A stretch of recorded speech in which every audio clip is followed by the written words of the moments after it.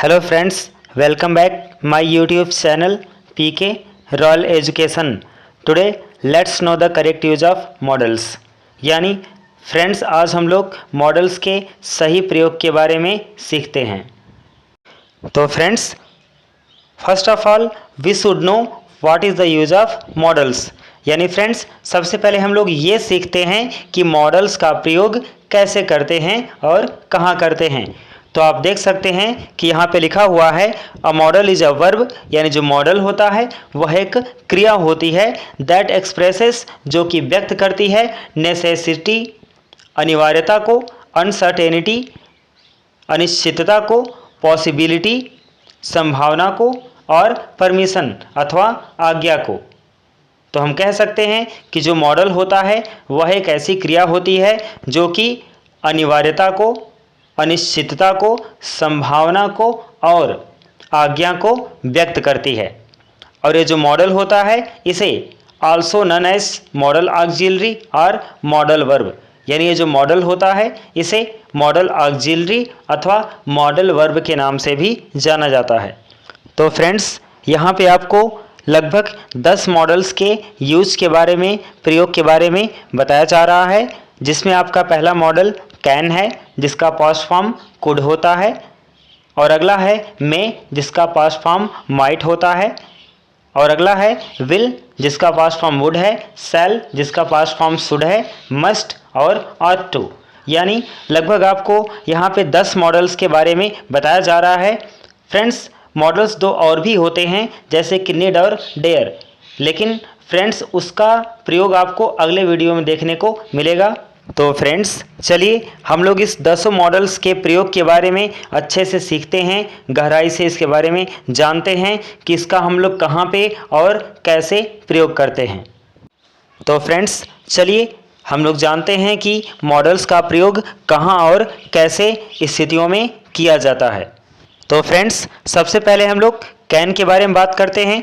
तो आप देख सकते हैं कि कैन का प्रयोग एबिलिटी यानी योग्यता, कैपेसिटी यानी क्षमता, परमिशन और आज्ञा को व्यक्त करने के लिए प्रेजेंट टेंस में इसका प्रयोग किया जाता है। और दूसरे नंबर पे है आपका कुड, यानी कुड का प्रयोग एबिलिटी यानी योग्यता, कैपेसिटी यानी क्षमता, परमिशन और आज्ञा, पॉसिबिलिटी और संभावना को व्यक्त करने के लिए इसका प्रयोग पास्ट टेंस में भी और आने वाले समय के लिए भी यानी फ्यूचर टेंस में भी इसका प्रयोग किया जा सकता है। तो फ्रेंड्स, अगला मॉडल है आपका मे, जिसका प्रयोग परमिशन, पॉसिबिलिटी यानी आज्ञा और संभावना को व्यक्त करने के लिए प्रेजेंट टेंस के अफर्मेटिव सेंटेंस में किया जाता है। और फ्रेंड्स, अगला मॉडल है माइट, जिसका प्रयोग पॉसिबिलिटी यानी संभावना को व्यक्त करने के लिए पास्ट और फ्यूचर टेंस यानी इन दोनों टेंसों में इसका प्रयोग किया जाता है। तो स्टूडेंट्स, आपका अगला मॉडल है विल, जिसका प्रयोग वॉल्यूशन यानी इच्छा, हैबिट यानी आदत, प्रोबेबिलिटी यानी अनुमान, इन्विटेशन यानी आमंत्रण, रिक्वेस्ट और प्रार्थना को व्यक्त करने के लिए किया जाता है। और इसी विल का पास्ट फॉर्म है वुड, जिसका प्रयोग पास्ट डिजायर यानी बीती हुई इच्छा को व्यक्त करने के लिए, हैबिट किसी आदत को अथवा प्रेजेंट डिजायर किसी वर्तमान इच्छा को व्यक्त करने के लिए, अथवा रिक्वेस्ट यानी प्रार्थना को व्यक्त करने के लिए किया जाता है। तो इसी तरह से आपका अगला मॉडल है शैल, यानी इसका भी प्रयोग कमांड यानी आदेश को व्यक्त करने के लिए, फ्यूचर पॉसिबिलिटी और भविष्य की संभावना को व्यक्त करने के लिए किया जाता है। तो फ्रेंड्स, इसी का पास्ट फॉर्म है शुड, जिसका प्रयोग प्रेजेंट और पास्ट पॉसिबिलिटी यानी वर्तमान की अथवा किसी बीती हुई संभावना को व्यक्त करने के लिए किया जाता है। और शुड का प्रयोग ड्यूटी यानी कर्तव्य को और ऑब्लिगेशन अथवा किसी नैतिक दायित्व को व्यक्त करने के लिए किया जाता है। तो फ्रेंड्स, चलिए हम लोग सभी मॉडल्स के बारे में एक एक करके सीखते हैं, जिसमें से हमने सबसे पहला मॉडल लिया है यूज ऑफ कैन, यानी कैन का प्रयोग। तो जैसा कि आप जानते हैं कि हमने पिछले चार्ट में आपको बताया था कि कैन का प्रयोग एबिलिटी, कैपेसिटी और परमिशन को एक्सप्रेस करने के लिए, व्यक्त करने के लिए किया जाता है। तो सबसे पहले सेंटेंस को हम देखते हैं, मैं एक पत्र लिख सकता हूँ। तो स्टूडेंट्स आप देख सकते हैं कि इसमें जो सब्जेक्ट है आई यानी मैं, ये जो सब्जेक्ट है एक पत्र लिख सकता है, यानी इसके पास एक पत्र को लिखने की योग्यता मौजूद है।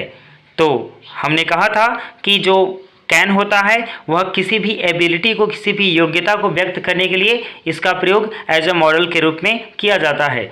तो आप इसका ट्रांसलेट करने के लिए कैन का यूज कर सकते हैं एज अ ऑक्सिलरी वर्ब, यानी आपका ट्रांसलेशन ये होगा कि I can write a letter, जिसमें आई आपका सब्जेक्ट है, कैन आपका मॉडल है यानी मॉडल वर्ब है, और राइट आपका वर्ब का फर्स्ट फॉर्म है, और अ लेटर आपका ऑब्जेक्ट है।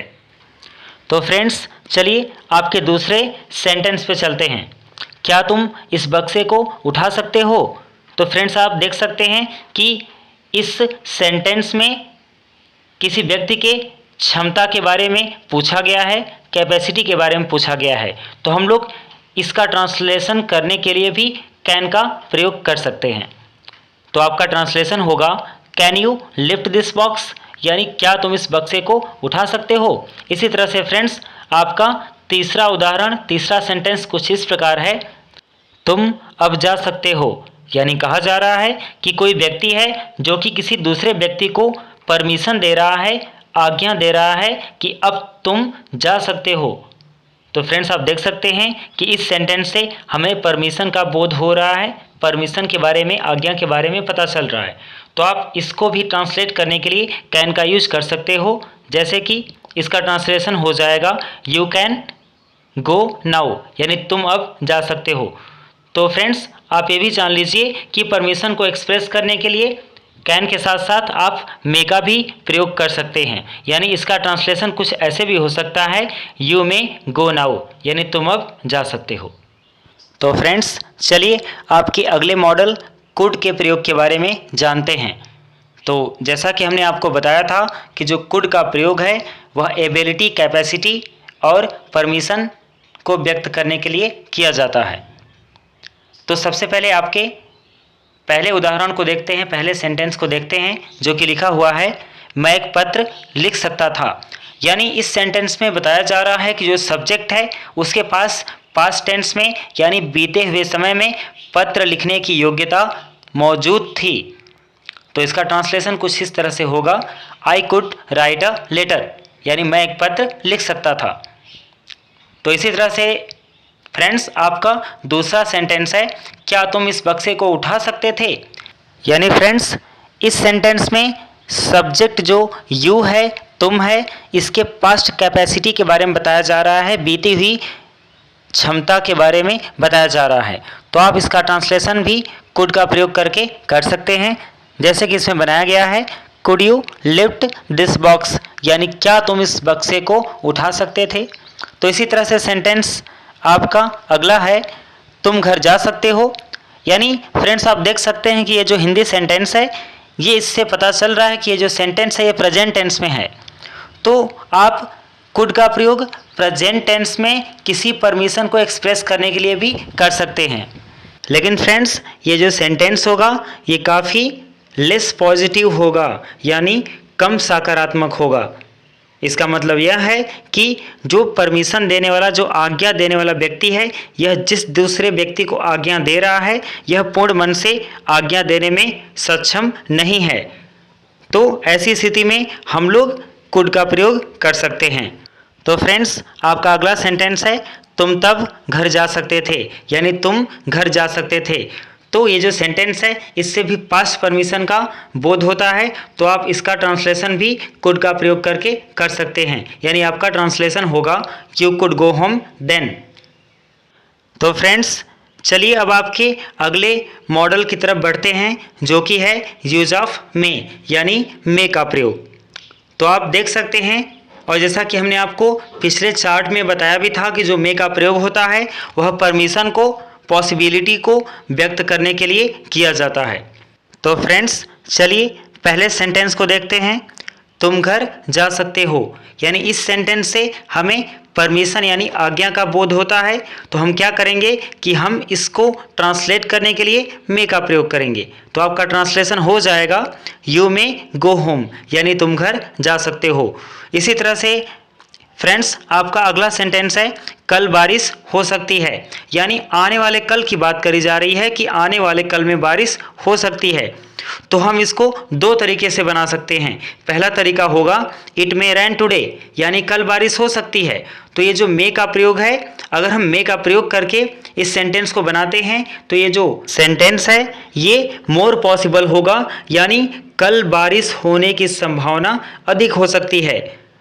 और फ्रेंड्स यदि हम इसी सेंटेंस को माइट का यूज़ करके बनाते हैं तो इट माइट रेन टुमारो, तो ये जो सेंटेंस होगा ये लेस पॉसिबल होगा, यानी जो कल के बारे में जो संभावना बताई जा रही है कि कल बारिश हो सकती है उसकी संभावना थोड़ी कम होगी। तो आप समझ सकते हैं कि यदि हम कल बारिश हो सकती है यानी आने वाले समय में यदि हम संभावना व्यक्त करते हैं तो अगर हम मे का प्रयोग करके ऐसा करते हैं तो हमारी संभावना अधिक है, यानी हम कल के बारे में ज़्यादा श्योर हैं कि कल बारिश हो सकती है। और यदि हम इसका ट्रांसलेशन माइट का प्रयोग करके बनाते हैं तो हम इस बात के लिए कम श्योर हैं, कम निश्चित हैं कि कल बारिश हो सकती है। तो इसी तरह से स्टूडेंट्स आपका अगला सेंटेंस है वह घर पर हो सकता है, यानी ही मे बी एट होम। तो ये भी संभावना ही व्यक्त कर रहा है कि जो व्यक्ति है वह घर पर हो सकता है। यानी फ्रेंड्स हम यह कह सकते हैं कि मे का प्रयोग प्रेजेंट टेंस में संभावना को व्यक्त करने के लिए किया जाता है। तो फ्रेंड्स इस तरह से हम लोग अगले मॉडल की तरफ बढ़ते हैं जो कि है यूज ऑफ माइट, यानी मे का पास्ट फॉर्म माइट। तो चलिए हम लोग माइट के यूज़ के बारे में जानते हैं। तो हमने आपको चार्ट में बताया था कि जो माइट का प्रयोग होता है यह पास्ट पॉसिबिलिटी यानी बीते हुए समय की संभावना को व्यक्त करने के लिए प्रयोग किया जाता है और परमिशन को व्यक्त करने के लिए प्रयोग किया जाता है। तो चलिए हम पहले सेंटेंस को देखते हैं। मैं कल घर जा सकता था। तो इस बात से हमें बीती हुई संभावना का बोध हो रहा है, तो हम इसका सेंटेंस जो है इसको इंग्लिश में इस तरह से ट्रांसलेट कर सकते हैं आई माइट गो होम, या फिर इसको कुड से भी बनाया जा सकता है, यानी जो कुड होता है और ये माइट दोनों मिलकर पास्ट पॉसिबिलिटी को व्यक्त करते हैं। तो हम लोग इस सेंटेंस को दोनों तरीके से बना सकते हैं, यानी आई माइट गो होम या फिर आई कुड गो होम। तो फ्रेंड्स आपका अगला सेंटेंस है मैं घर जा सकता हूँ। तो आप देख सकते हैं कि ये जो सेंटेंस है ये प्रेजेंट टेंस में है, यानी यदि हम प्रेजेंट टेंस में होते हुए आने वाले समय की संभावना को व्यक्त करते हैं तो इसका ट्रांसलेशन करने के लिए हम माइट और कुड दोनों का प्रयोग कर सकते हैं। यानी इस सेंटेंस को इस तरह से बनाया जा सकता है आई माइट गो होम, या फिर दूसरा तरीका ये हो सकता है आई कुड गो होम। यानी सेंटेंस को दोनों तरीके से बनाया जा सकता है। यानी फ्रेंड्स यदि हम इस सेंटेंस को कुड या माइट का प्रयोग करके बनाते हैं तो यह जो सेंटेंस है ये आने वाले समय में जो घर जाने की बात करी जा रही है उसमें कम संभावना व्यक्त करेगा। और यदि हम इसी सेंटेंस से अधिक संभावना को व्यक्त करना चाहते हैं तो हम इसे मे का या कैन का प्रयोग करके बनाएंगे। यानी इस तरह से इसको बना सकते हैं आई कैन गो होम या फिर आई मे गो होम। तो इस तरह से बनाने से आपकी संभावना अत्यधिक व्यक्त होगी, और यदि हम माइट या कुड का प्रयोग करके बनाते हैं तो इसकी संभावना कम व्यक्त होगी। तो फ्रेंड्स आपका अगला सेंटेंस है उसने कहा कि मैं घर जा सकता हूँ या जा सकता था। तो फ्रेंड्स हमने बताया था कि ये जो माइट होता है ये परमिशन यानी आज्ञा को व्यक्त करने के लिए भी प्रयोग किया जाता है। तो इसमें कहा जा रहा है कि किसी ने कहा कि मैं घर जा सकता हूँ या मैं घर जा सकता था। तो आप दोनों सेंटेंस को यानी प्रेजेंट टेंस में और पास्ट टेंस में दोनों तरह से इस सेंटेंस को आप माइट या कुड का दोनों का प्रयोग करके आप बना सकते हैं। तो आपका ट्रांसलेशन होगा आई सेड मैंने कहा आई माइट गो होम या फिर आई कुड गो होम, यानी उसने कहा कि मैं घर जा सकता हूँ या मैं घर जा सकता था। दोनों सिचुएशन में आप कुड या माइट का यूज कर सकते हैं। तो फ्रेंड्स चलिए अब आपके अगले मॉडल पे चलते हैं। तो अगला मॉडल है आपका यूज ऑफ विल यानी विल का प्रयोग।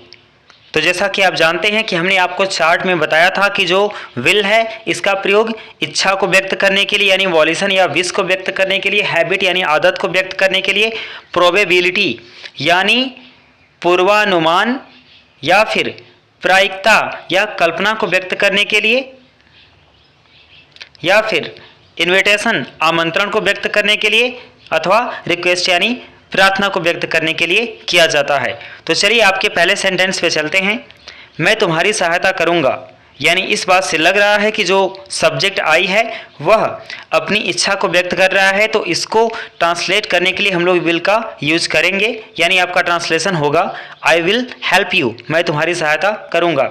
इसी तरह से आपका दूसरा सेंटेंस है वह केवल फिल्मों की बातें करेगा, यानी आप देख सकते हैं कि ये जो सेंटेंस है इससे हैबिट यानी आदत का बोध हो रहा है, तो आप इसका ट्रांसलेशन करने के लिए भी विल का प्रयोग कर सकते हैं। तो आपका ट्रांसलेशन होगा he will talk about nothing but films, यानी जो सब्जेक्ट ही है उसके बारे में बताया जा रहा है कि वह फिल्मों के सिवाय किसी अन्य चीज़ों के बारे में बातचीत नहीं करता है और ना ही करेगा।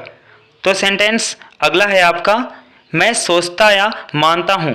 तो आप इसको दोनों तरह से कह सकते हैं, मैं सोचता हूँ या फिर मैं मानता हूँ वह डाकिया होगा या वह डाकिया बनेगा। तो फ्रेंड्स जैसा कि आप जानते हैं कि हमने बताया था कि जो विल का प्रयोग है वह अजम्पशन यानी अनुमान या प्रायिकता अथवा प्रोबेबिलिटी यानी पूर्वानुमान, मान्यता या कल्पना को व्यक्त करने के लिए प्रयोग किया जाता है। तो आपका ट्रांसलेशन कुछ इस तरह से होगा that will be a postman I think, यानी मैं सोचता हूँ या फिर मैं मानता हूँ कि that will be a postman, कि वह जो व्यक्ति है वह एक डाकिया होगा या फिर डाकिया बनेगा। आप इसको इस तरह से भी बना सकते हैं कि I think that will be a postman, यानी मैं सोचता हूँ कि वह एक डाकिया होगा। तो आपका अगला सेंटेंस है क्या तुम चाय पियोगे या फिर क्या तुम चाय लोगे। तो फ्रेंड्स आप देख सकते हैं कि इस सेंटेंस से इनविटेशन यानी आमंत्रण का बोध हो रहा है। तो आप इसको इस तरह से ट्रांसलेट कर सकते हैं विल यू हैव टी, है ना। तो आपका अगला सेंटेंस है क्या तुम मुझे अपनी कलम दोगे। तो फ्रेंड्स इस सेंटेंस से आपको एक रिक्वेस्ट फील हो रही है, एक प्रार्थना का बोध हो रहा है। तो आप इस सेंटेंस को भी इस तरह से बना सकते हैं will you lend me your pen, क्या तुम मुझे अपनी कलम दोगे। तो फ्रेंड्स आपका अगला मॉडल है वुड यानी यूज ऑफ वुड। तो फ्रेंड्स जैसा कि हमने आपको चार्ट में बताया था कि आप वुड का प्रयोग पास्ट डिजायर यानी बीती हुई इच्छा, प्रेजेंट डिजायर यानी वर्तमान इच्छा, हैबिट यानी आदत और रिक्वेस्ट और प्रार्थना को व्यक्त करने के लिए तथा पास्ट इमेजिनेशन और बीती हुई कल्पना को व्यक्त करने के लिए आप इसका प्रयोग कर सकते हैं। तो चलिए आपके पहले सेंटेंस पे चलते हैं। जब मैं छोटा था तो मैं प्रायः अपने गांव जाया करता था। तो फ्रेंड्स आप देख सकते हैं कि इस सेंटेंस से हमें पास्ट हैबिट यानी बीती हुई आदत का बोध हो रहा है। तो हम इसका ट्रांसलेशन कुछ इस तरह से बनाएंगे व्हेन आई वॉज लिटिल, यानी जब मैं छोटा था, I would often go my village, यानी मैं प्रायः अपने गांव जाया करता था। या तो आप इसको ऐसे भी बना सकते हैं when I was little I used to go my village, यानी मैं अपने गांव जाया करता था। तो आप दोनों तरह से बता सकते हैं, दोनों तरह से इसका ट्रांसलेशन आप बना सकते हैं। जैसा कि फ्रेंड्स आप जानते हैं कि यूज्ड टू का प्रयोग बीती हुई आदत को व्यक्त करने के लिए किया जाता है, तो उसी तरह से आप बीती हुई आदत को व्यक्त करने के लिए वुड का प्रयोग कर सकते हैं। तो आपका अगला सेंटेंस है 4 साल पहले मैं दिन में 4 घंटे अंग्रेजी पढ़ता था। तो इस सेंटेंस से भी पास्ट हैबिट का बोध हो रहा है। तो आप इसका ट्रांसलेशन भी कुछ इस तरह बना सकते हैं 2 ईयर्स एगो, यानी 2 साल पहले I would study English 4 hours a day, मैं दिन में 4 घंटे अंग्रेजी पढ़ता था। तो फ्रेंड्स आप इसका ट्रांसलेशन कुछ इस तरह से भी बना सकते हैं 2 ईयर्स एगो, यानी 2 साल पहले I used to study English 4 hours a day, यानी 2 साल पहले मैं दिन में 4 घंटे अंग्रेजी पढ़ता था। यानी आप लोग पास्ट हैबिट को एक्सप्रेस करने के लिए जैसा कि हमने बताया था कि आप यूज्ड टू का भी प्रयोग कर सकते हैं। तो आपका अगला सेंटेंस है यदि उसने बुलाया होता तो मैं शादी में, यानी तो मैं उसकी शादी में गया होता। तो आप देख सकते हैं कि इसमें भी पास्ट इमेजिनेशन यानी बीती हुई कल्पना का बोध किया जा रहा है, बीती हुई संभावना के बारे में बताया जा रहा है। तो आप इसका ट्रांसलेशन कुछ इस तरह से बना सकते हैं, I would go to her marriage party, यानी मैं उसकी शादी में गया होता। कब? यदि सी इन्वाइटेड मी, यदि उसने मुझे इन्वाइट किया होता, आमंत्रित किया होता या फिर बुलाया होता।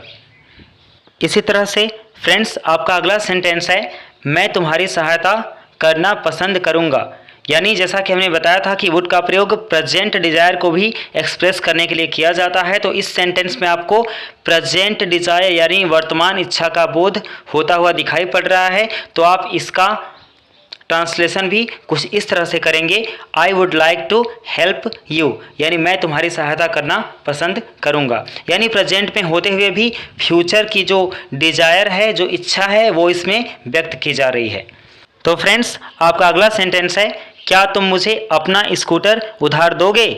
यानी इस सेंटेंस को देखने पे हमें पोलाइट रिक्वेस्ट यानी एक विनम्र निवेदन का बोध हो रहा है। तो फ्रेंड्स हम इसका ट्रांसलेशन कुछ इस तरह से करेंगे, वुड यू लेंड मी, यानी क्या तुम मुझे उधार दोगे या फिर क्या तुम मुझे दोगे योर स्कूटर, अपना स्कूटर, प्लीज यानी कृपया, यानी क्या तुम मुझे अपना स्कूटर उधार दोगे। तो इसी तरह से आपका अगला सेंटेंस है, कृपया क्या तुम मेरी सहायता करोगे। यानी इस सेंटेंस से भी हमें वही पोलाइट रिक्वेस्ट का बोध हो रहा है। तो आप इसका ट्रांसलेशन भी ठीक वैसे ही बनाएंगे जैसे कि वुड यू हेल्प मी, यानी क्या तुम मेरी सहायता करोगे, प्लीज़ यानी कृपया।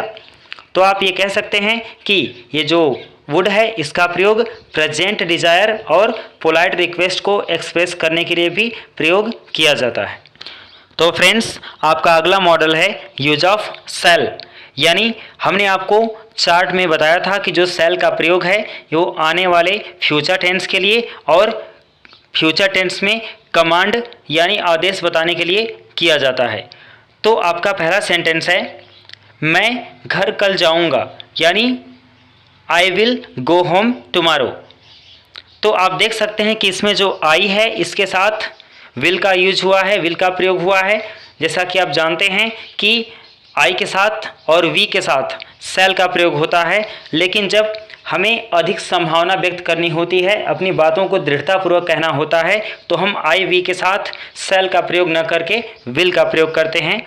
तो इसलिए यहाँ पे आई के साथ विल का प्रयोग हुआ है, यानी जो सब्जेक्ट आई है वह अपनी बातों को दृढ़तापूर्वक कह रहा है कि वह कल घर जाएगा।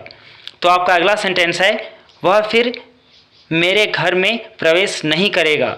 यानी कोई व्यक्ति है जो कि अपनी बातों को दृढ़तापूर्वक रखते हुए कह रहा है कि कोई व्यक्ति है जो कि उसके घर में प्रवेश नहीं करेगा, ये उसका कमांड है, ये उसका आदेश है। तो आपका सेंटेंस जो है उसका ट्रांसलेशन कुछ इस तरह से होगा, he shall not enter my house again, यानी वह फिर मेरे घर में प्रवेश नहीं करेगा। यानी इसमें भी बातों को दबाव देने के लिए ही के साथ शैल का प्रयोग किया गया है। तो आप नीचे देख सकते हैं जो कि लिखा हुआ है, एज वी नो, जैसा कि हम जानते हैं, दैट की I we shall is more common, यानी आई और वी के साथ शैल का प्रयोग होना बहुत साधारण सी बात है, देन आई वी विल, यानी आई और वी के साथ विल का प्रयोग होने के अपेक्षाकृत। यानी कहने का मतलब ये है कि यदि हम आई और वी के साथ विल का प्रयोग करते हैं तो हम अपनी बातों को बहुत दृढ़तापूर्वक कहना चाहते हैं, और यदि हम आई और वी के साथ शैल का प्रयोग करते हैं तो हम अपनी बातों को साधारण या सामान्य रूप से कहना चाहते हैं, यानी उसमें कोई दबाव नहीं है। तो फ्रेंड्स आपका अगला मॉडल है यूज ऑफ शुड, यानी शुड का प्रयोग।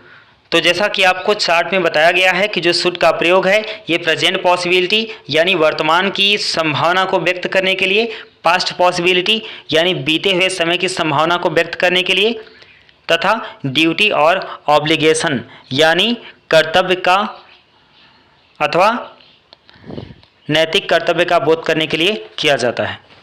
तो फ्रेंड्स चलिए आपके पहले सेंटेंस पे चलते हैं, तुम्हें यह करना चाहिए। तो आप देख सकते हैं कि इस सेंटेंस से हमें प्रेजेंट पॉसिबिलिटी यानी वर्तमान की संभावना तथा सलाह का भी बोध हो रहा है। तो आप इस सेंटेंस का ट्रांसलेशन कुछ इस तरह से बनाएंगे, यू शुड डू दिस, यानी तुम्हें यह काम करना चाहिए। आपका अगला सेंटेंस है तुम्हें यह काम करना चाहिए था, यानी ये जो सेंटेंस है इससे पास्ट पॉसिबिलिटी यानी बीते हुए समय की संभावना का बोध हो रहा है। तो आपका ट्रांसलेशन होगा you should have done this, यानी तुम्हें यह काम अवश्य करना चाहिए था। तो जैसा कि फ्रेंड्स आप देख सकते हैं कि हमने इसमें शुड के साथ हैव का प्रयोग किया है। तो ये आपको पता होना चाहिए कि जितने भी मॉडल्स हैं वो अपने साथ वर्ब का फर्स्ट फॉर्म ही लेते हैं। तो इसके आगे आप देख सकते हैं कि डन का प्रयोग किया गया है, यानी ये जो डन है ये पास्ट पार्टिसिपल है जो कि काम का पूर्ण होना बताता है। तो आपका अगला सेंटेंस है तुम्हें घर जाना चाहिए था। तो आपका ये जो सेंटेंस है ये भी पास्ट पॉसिबिलिटी को ही व्यक्त करता है। तो फ्रेंड्स आपका ट्रांसलेशन होगा you should have gone home, यानी तुम्हें घर जाना चाहिए था। आपका अगला सेंटेंस है हमें नियमों का पालन करना चाहिए। तो आप इस सेंटेंस से देख सकते हैं कि ड्यूटी यानी कर्तव्य का बोध हो रहा है, यानी नैतिक दायित्व का बोध हो रहा है। तो आप इसका ट्रांसलेशन कुछ इस तरह से बनाएंगे, you should obey the laws, यानी तुम्हें नियमों का पालन करना चाहिए। तो आप देख सकते हैं कि प्रेजेंट टेंस में होना चाहिए के अर्थ में, किसी कार्य को होना चाहिए के अर्थ में हमने शुड के साथ वर्ब के फर्स्ट फॉर्म का प्रयोग किया है, और यदि पास्ट टेंस में होना चाहिए का कोई अर्थ आए तो हम वहाँ पे शुड के साथ हैव और वर्ब के थर्ड फॉर्म का प्रयोग करेंगे। तो फ्रेंड्स आपका अगला मॉडल है यूज ऑफ मस्ट, यानी मस्ट का प्रयोग। तो जैसा कि हमने आपको चार्ट में बताया था कि ये जो मस्ट होता है इसका प्रयोग नेसेसिटी यानी अनिवार्यता और ड्यूटी यानी कर्तव्य, ऑब्लिगेशन यानी नैतिक दायित्वों को व्यक्त करने के लिए किया जाता है। तो आपका पहला सेंटेंस है तुम्हें सवेरे उठना चाहिए, यानी ये जो सेंटेंस है ये नेसेसिटी यानी अनिवार्यता को व्यक्त करता है। तो आपका ट्रांसलेशन कुछ इस तरह से होगा you must get up early, यानी तुम्हें सवेरे उठना चाहिए। तो आपका अगला सेंटेंस है तुम्हें अपनी वर्तनी में सुधार करना चाहिए। तो ये भी सेंटेंस आपका नेसेसिटी यानी अनिवार्यता को ही व्यक्त करता है। तो आपका ट्रांसलेशन हो जाएगा you must improve your spelling, यानी तुम्हें अपनी वर्तनी में सुधार करना चाहिए। तो फ्रेंड्स इसी तरह से आपका अगला सेंटेंस है हमें हिंदी अवश्य सीखना चाहिए, यानी ये भी हमारा एक नैतिक कर्तव्य है, यानी नैतिक दायित्व है और ये हमारी आवश्यकता भी है, अनिवार्यता भी है। तो हम इसका ट्रांसलेशन कुछ इस तरह से बनाएंगे वी मस्ट लर्न हिंदी, यानी हमें हिंदी अवश्य सीखनी चाहिए। हमें गरीबों की सहायता अवश्य करनी चाहिए। तो ये भी सेंटेंस जो है आपकी अनिवार्यता यानी नैतिक दायित्व को व्यक्त करता है।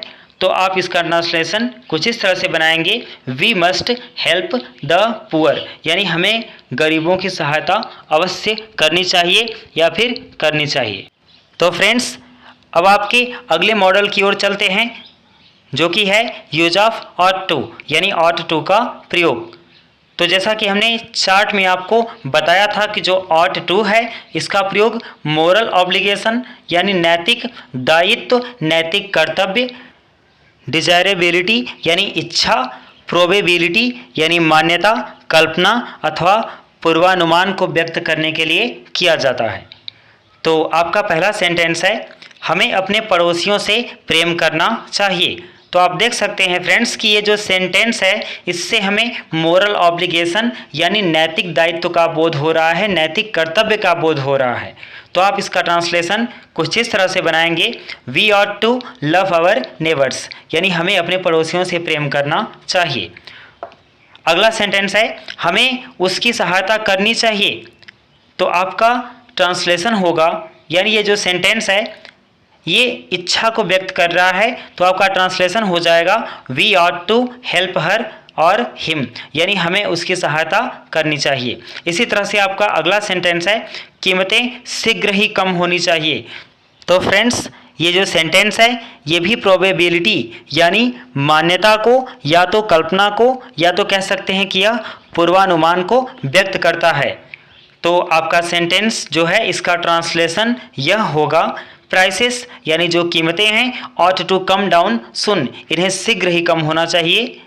यानी फ्रेंड्स ये कह सकते हैं prices ought to come down soon, यानी कीमतें शीघ्र ही कम होनी चाहिए, शीघ्र ही घटनी चाहिए। तो फ्रेंड्स जैसा कि आप देख सकते हैं कि ये जो मॉडल्स का यूज़ था इसका पहला पार्ट कंप्लीट हुआ और हम उम्मीद करते हैं कि आपको ये मॉडल्स का जो प्रयोग था इसका पहला पार्ट पसंद आया होगा। तो आप मॉडल्स के अन्य यूज़ को देखने के लिए आप सेकेंड पार्ट में विजिट करें, सेकेंड पार्ट को देखें।